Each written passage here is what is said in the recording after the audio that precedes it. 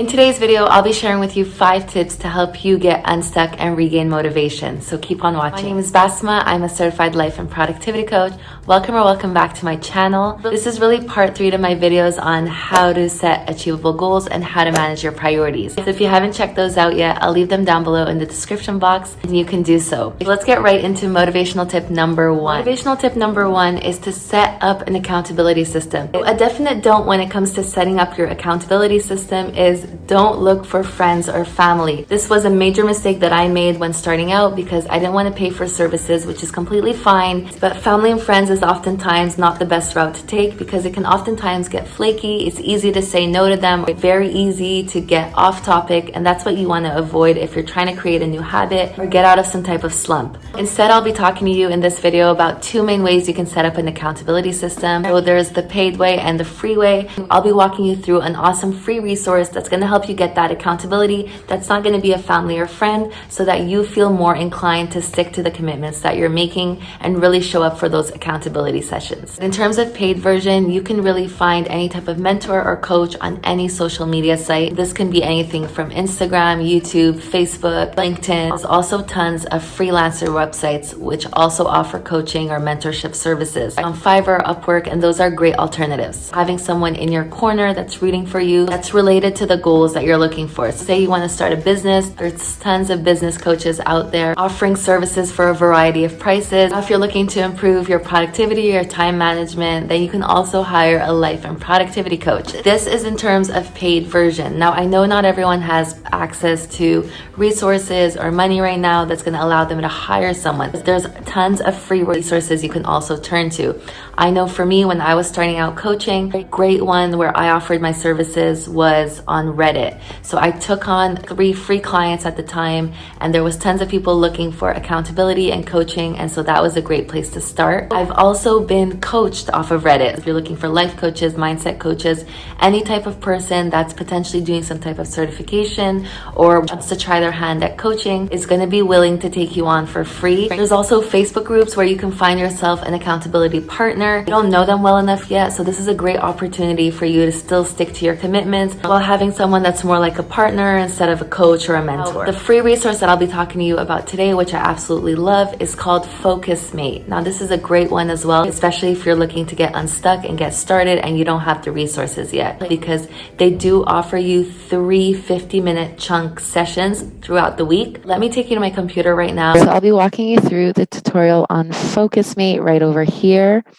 And so as you can see, it says distraction-free productivity, and Focusmate has virtual co-working, which helps you get things done.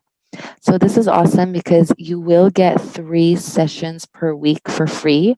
Now, later on, you could upgrade if that's something that you want in order to get more sessions per week. But starting off, I think this is a great amount of sessions. Now, you could watch a 30-second video tutorial that's going to just walk you through quickly what you could do within Focusmate, but I'm just going to go over here and to get started. So first thing you have to do is confirm that you're 17 years of age or older, and then we can go on to setting up your account. You can enter any email you want. Okay, so it's going to ask you to verify your account. And so then that's going to take you to create your profile. So here you can enter your name, whatever name you want, enter your time zone. You can also upload a nice photo of yourself and save and continue. And then you can talk a little bit about the project that you've been putting off. So this is a great question right here because you can really focus down and get super specific as to what it is that you want accountability on. An easy example here would be maybe creating a website. And then they're asking you another question, which is, what's the first task you can do in 50 minutes? For example, write a first draft of my about page. So that's the example they're giving right over here. Okay, so you can set that up or skip for now and then just save and continue. So this is a 4-minute video that's just going to explain to you how Focusmate works in more detail. You can watch this if you want and then just click I'm ready to book a session. Here you can put in the name of your session title and then the date, the time. with the drop down, you can say if this is a session that you want to repeat weekly or daily, and you can confirm your booking and close. You can see the different days of the week and the different people that are available for you. So you can just click select if that's someone that you want to select for a session. Now, if we go over here to your left-hand side, you can just review some of the session guidelines, and you can also create a group if that's something you feel inclined to do. Once you get comfortable with a group that you particularly like, you can also upgrade right over here if you want more sessions, and then upload a photo if you haven't done so yet. Now down below, you can also launch a test session. So if you just want to try out the session, this little plus sign down here is where you're actually going to book a session. So if you click here, this thing is going to pop up for you once again. Okay, so if you do go through the tutorial that they offer you at the beginning when you first log in, there's some key points here. So every session is going to be 50-minute chunks. So this is a great resource over here because these are going to be strangers.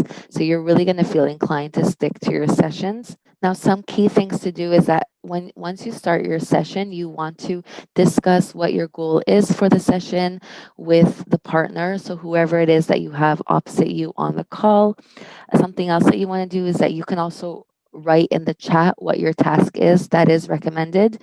And the introduction is meant to take no longer than 60 seconds because the whole point is for you to be productive and have your accountability partner right over there, right with you working on a task. At the end of the 50 minutes, you can check in and inform your partner of the status of your work.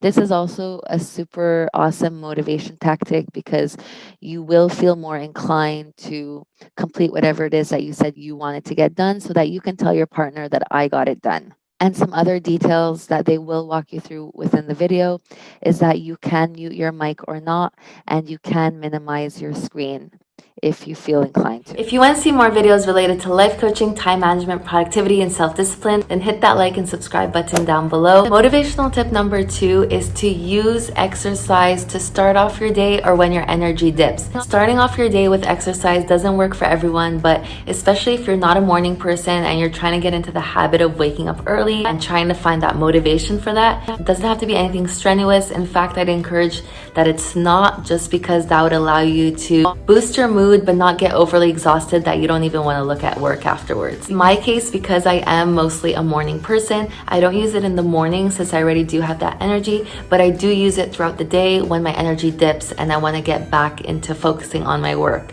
So this is a great way that you can take a 30-minute walk, an hour walk, a 20-minute walk, a run, yoga. Just have a little break within your day that's going to be related to some type of physical activity. Motivational tip number 3 is to make your task fun.